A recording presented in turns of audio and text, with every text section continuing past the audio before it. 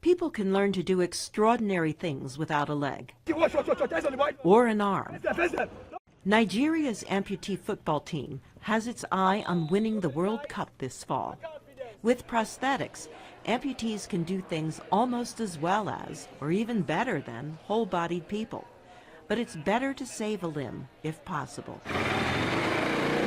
Jeff Bope nearly lost his arm after an accident in a utility vehicle when the driver lost control. The vehicle flipped, Bope's arm snapped, and the muscle and skin were torn away. The way they described it in the medical reports, it was a near-field amputation. Bope was flown to the University of Missouri Healthcare's Trauma Center. When we first met him in the emergency room, we were concerned we may not be able to save his arm. Dr. Jay Bridgman, a limb reconstruction specialist, was called in. We took a muscle from his back and we used that to lay over the areas that were exposed that had lost tissue.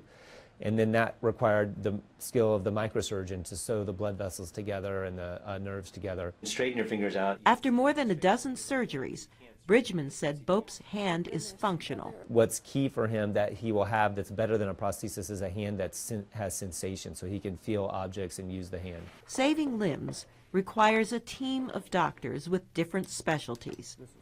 At the Cleveland Clinic, the majority of patients who get limb-saving surgeries have diabetes.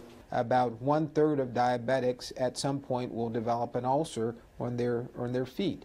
And so where I see this area of limb salvage progressing is that we'll become better and more skilled and have more technology in restoring blood flow for these patients. There will always be patients whose limbs can't be saved. What we focus on in that case is getting that patient a well-constructed amputation of some sort, getting them into a prosthetic, and then they're wildly surprised about how they're able to achieve a normal activity level in their life.